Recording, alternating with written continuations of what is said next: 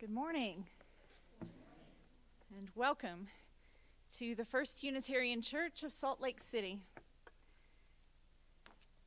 I'm the Reverend Monica Dobbins, the assistant minister of this congregation, and I am an unrepentant and sometimes incorrigible optimist.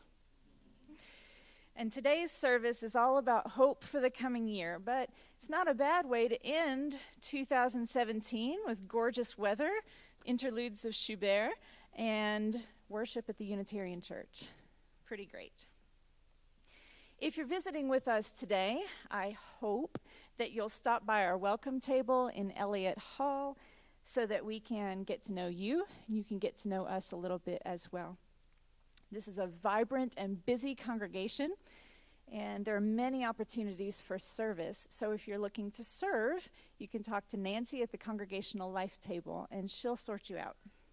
And finally, if you're facing difficulty in your life and are in need of pastoral care, please stop by the Caring Network table in Elliott Hall after service, and we'll help you out.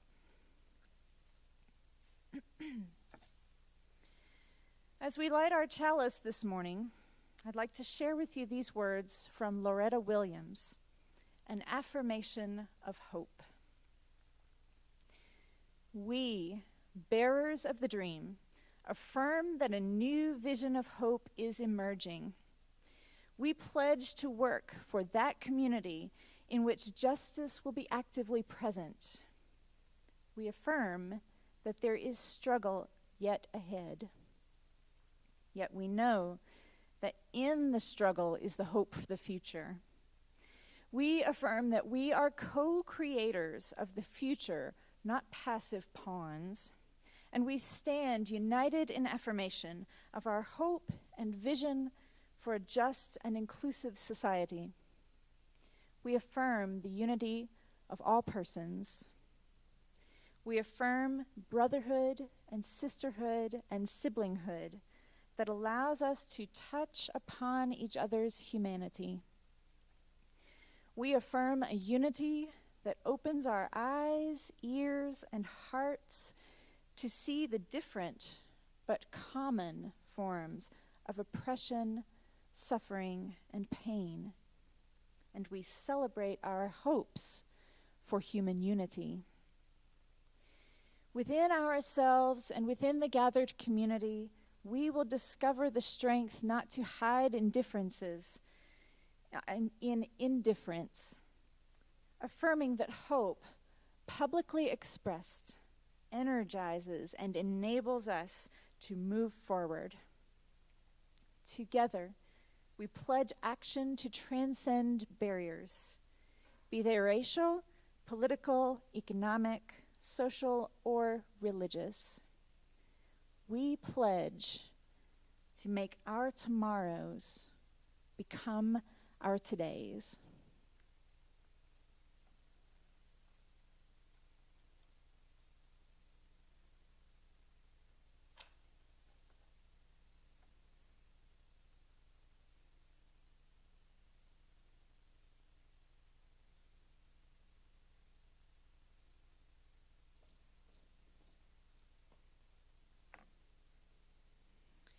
And now, I invite you to rise in body or in spirit and sing with us our opening hymn, number 349, We Gather Together.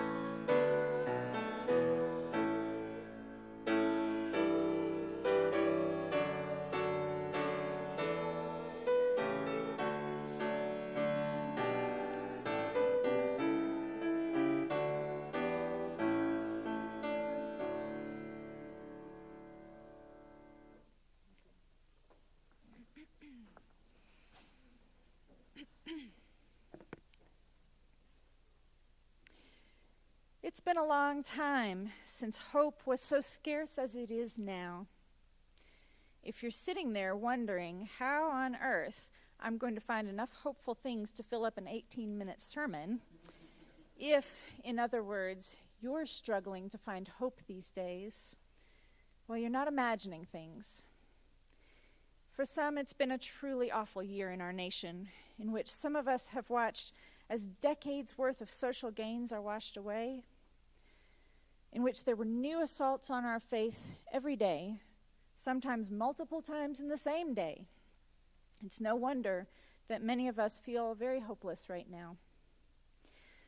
So how can we find hope in circumstances such as these? Would it help to ask what it is we are even looking for? If hope is a thing, what is it? Is it like the family Bible or the inherited china dishes, beautiful to look at but never used? Is it wrapped up and locked down, protected like Fort Knox, the keys shoved deep in our pockets? Has our hope been overused and beaten up, thrown out back to rust and decay? Or worse, a myth, a dream, a thing forgotten or abandoned, a wisp of a memory that escapes our grasping fingers and blows away? What does the word hope mean to you? The way we think about hope can determine how we cultivate it. In fact, comparing hope to flowers in a garden is useful to me. Sometimes we let ourselves think of hope as a tender perennial flower, hard to cultivate, easily bruised, and once it dies, it's gone. But I think it's more helpful to think of hope as an annual, fairly hardy with quick, showy blooms, but in need of constant weeding and replanting with different varietals for different seasons and microclimates. Before we can plant hope in our gardens, it's a good idea to weed out some of the thorns that are growing there now. So let us enter into a spirit of prayer, meditation, or reflection, and name some of the feelings that you're left with at the end of this year. I'll name a few, and you may name your own into this quiet, trusting space. Grief, uncertainty, frustration, despair. You may name your own.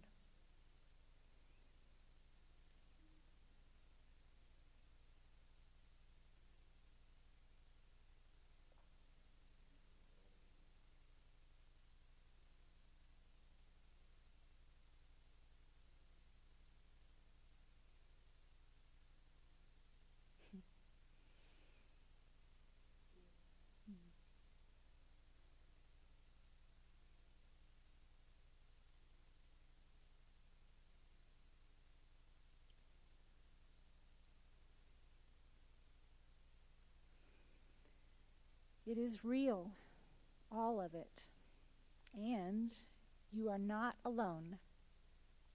On your right and on your left, all around you, are people weary from traveling through 2017 and ready for it to be behind us. Tonight, we say goodbye to this year and we ring in a new one. Let it be a year of hard work. Let us never give up. Let us hold one another through it and have faith. Hear this prayer from my friend Jessica York. This is not a prayer that you may find hope, for hope is a luxury that some cannot find and others cannot afford. This is not a prayer that you may find more love in the world, though I hope you continue to feel love and send love to those near and far. I pray instead that you may find tools, a hammer lying half hidden in the grass. A roll of duct tape curled up and forgotten on a high shelf in the back of the closet. A wrench poking out of the back pocket of a stranger. Take these tools and gird thyself. A hammer for justice. Duct tape to hold together your broken heart. A wrench to turn the world. Take these tools and others you may find in places expected and unexpected. Take these tools and gird thyself. For weeping may last through the night, but the work begins in the morning.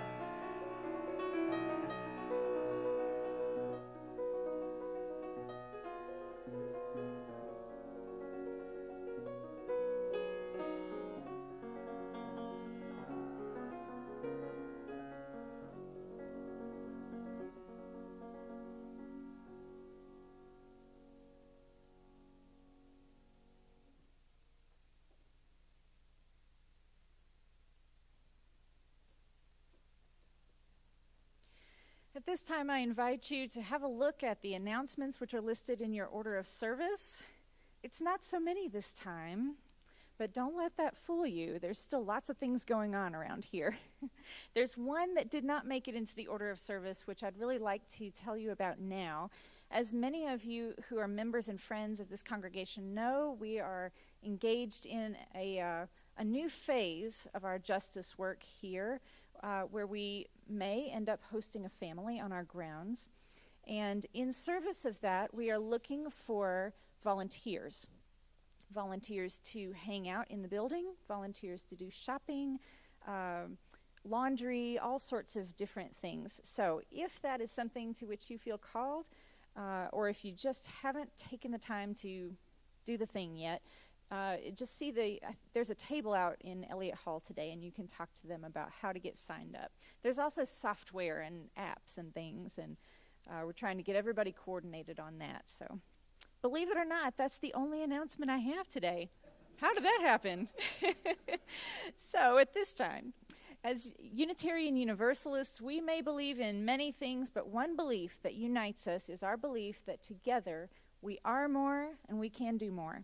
So if you believe in the mission of this church and this faith, then I invite you to make a donation to this morning's offering. You can also take this time to greet your neighbors and friends, and especially our visitors. Many of you know that I'm a recent seminary graduate. One of the worst papers that I ever wrote in seminary, indeed in my life, was a 4-page paper for my preaching class on the topic, Your Sources of Hope.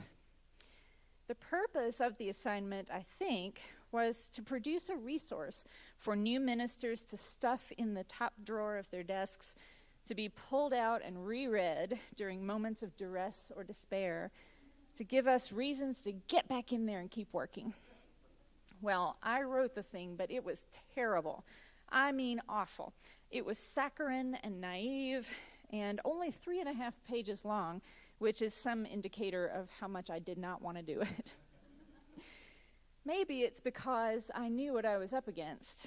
My preaching professor was Bill Schultz, who was the former president of the Unitarian Universalist Association and the former director of Amnesty International during the Bush-Cheney years. So what could I write about that would seem hopeful to a man primary lobbyist against waterboarding? Who knows?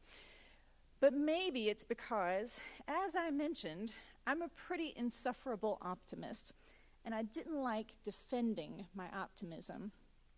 I didn't like having to dissect my sources of hope, because deep down I knew they were fragile.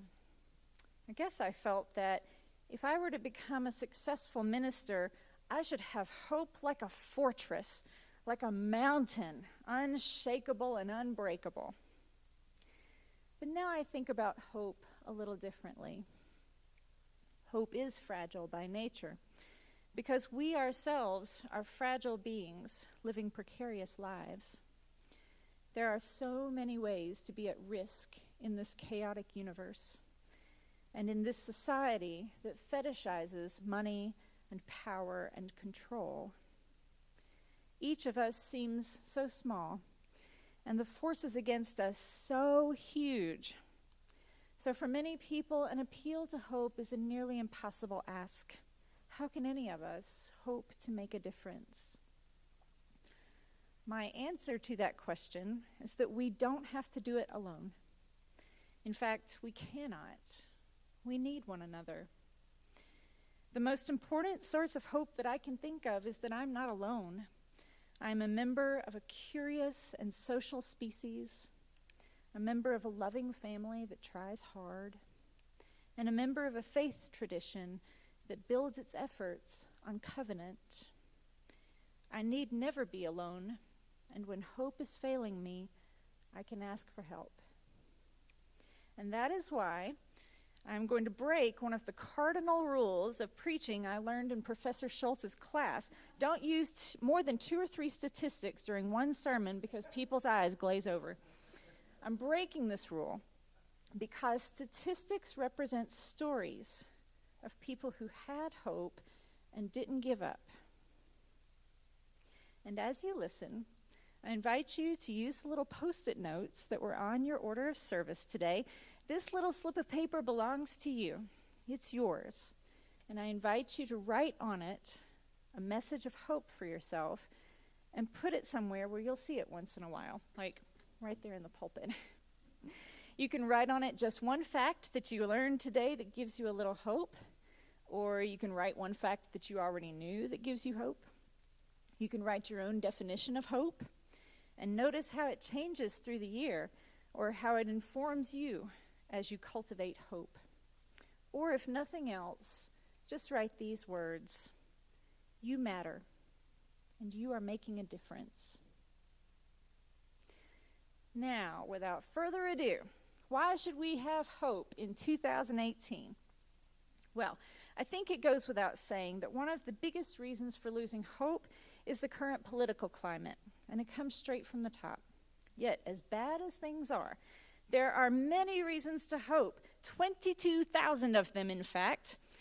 Stephanie Shriak, the president of Emily's List, the largest national organization devoted to electing female candidates, said that in the 10 months before the election in 2016, about 1,000 women contacted her organization about running for office or getting involved in other ways. But since the election in 2017, she said, the number has exploded to more than 22,000. Shriak says, "We have never seen anything like what we have seen over the last 12 months." And of those 22,000 women candidates, many are women of color.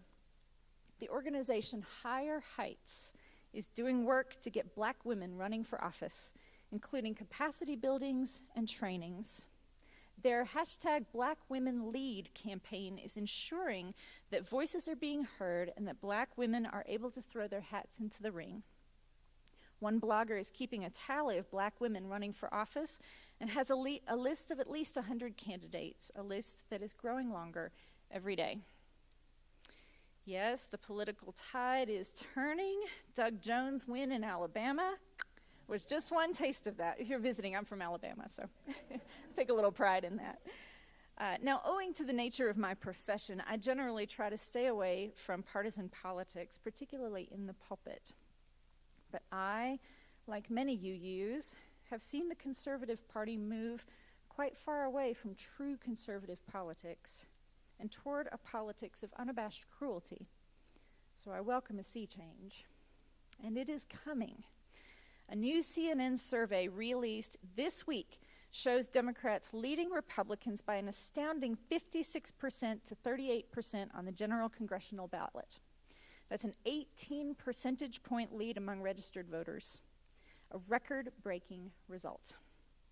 No other survey taken in November or December in the year before a midterm has found the majority party in the House down by that much since at least the 1938 cycle.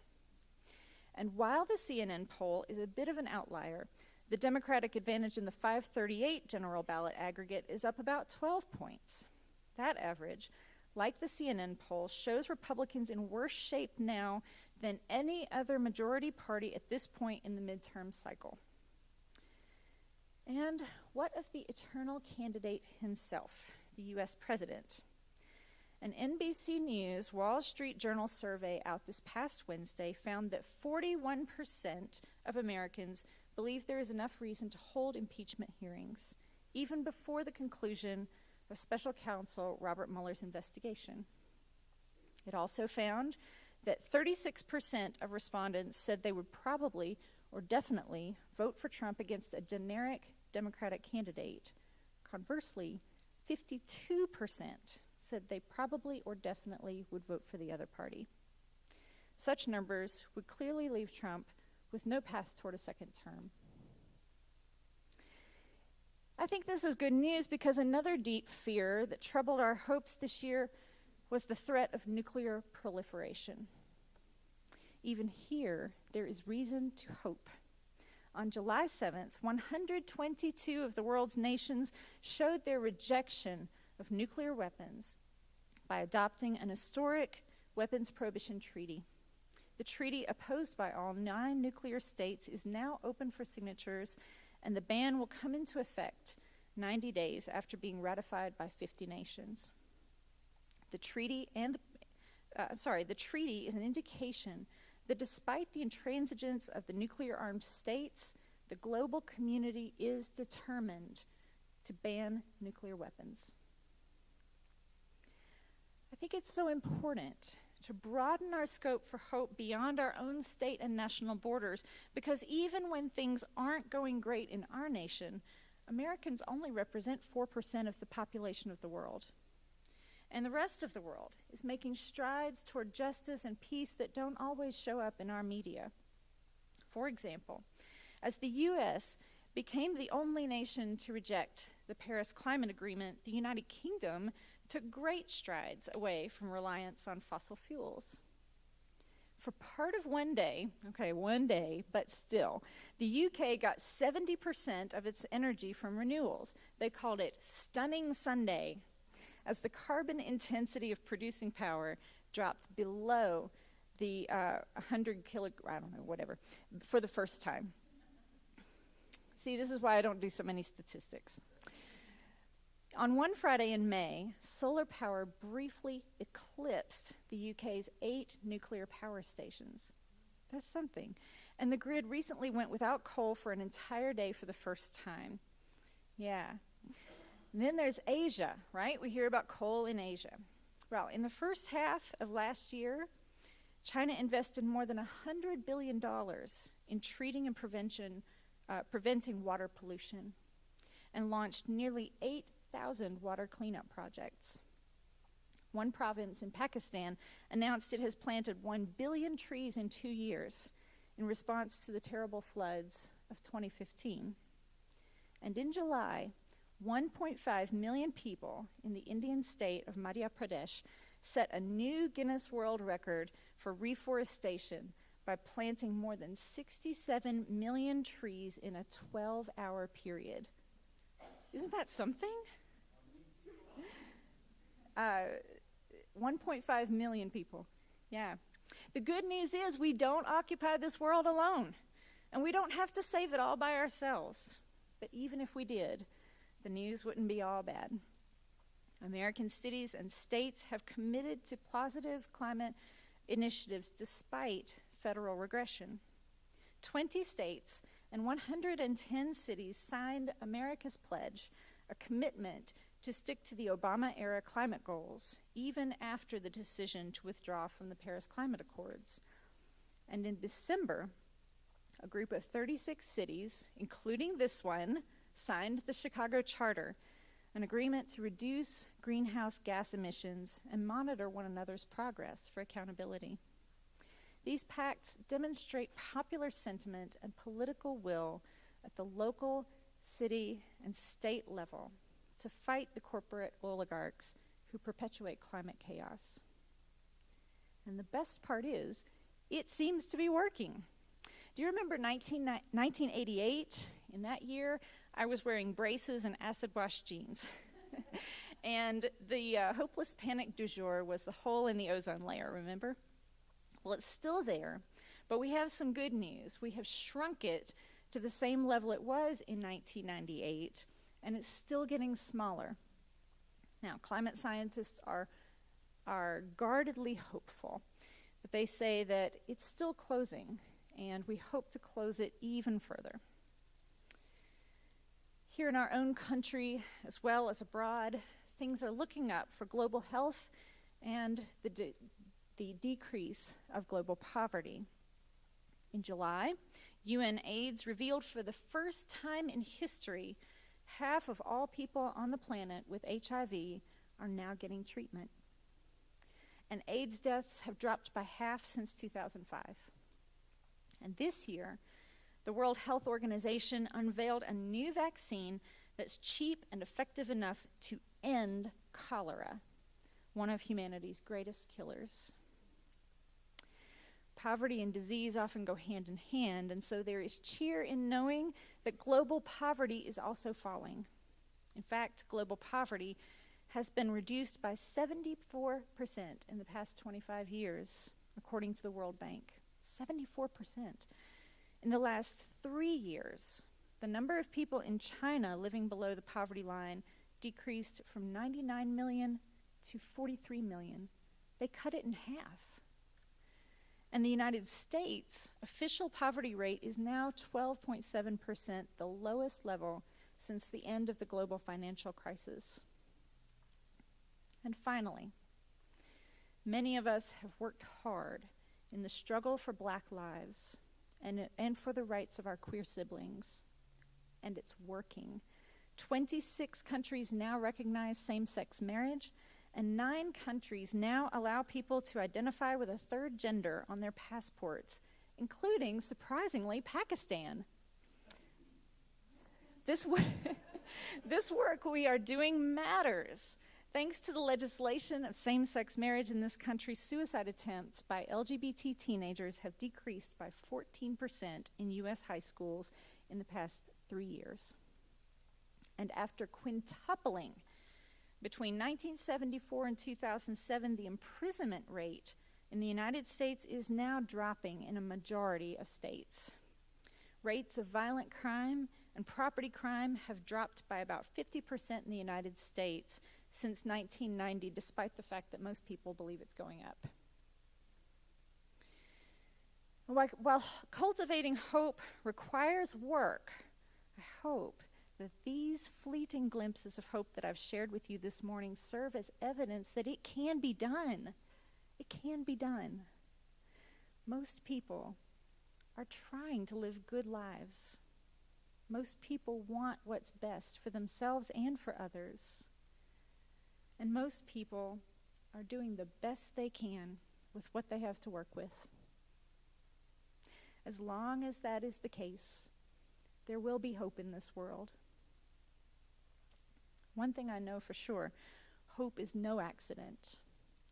It requires our attention, our devotion, and it requires friends who can tend our gardens when we don't know what to plant next.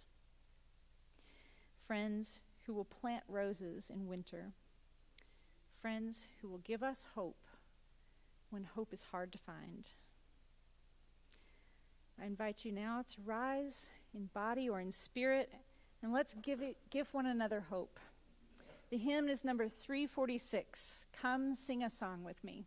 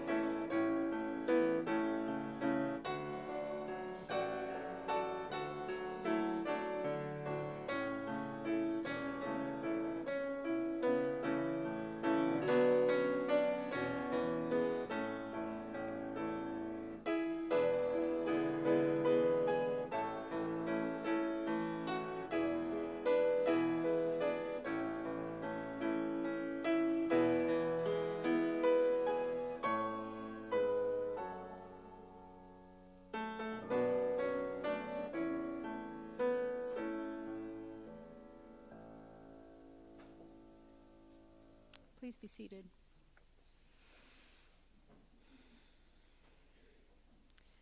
We close today with these words from the Reverend Kimberly Quinn Johnson. We are the ones we've been waiting for. We are not perfect, but we are perfectly fitted for this day. We are not without fault, but we can be honest to face our past as we chart a new future. We are the ones we have been waiting for. May we be bold and courageous to chart that new future. May we have faith in a future that is not known. We are the ones we've been waiting for. Amen.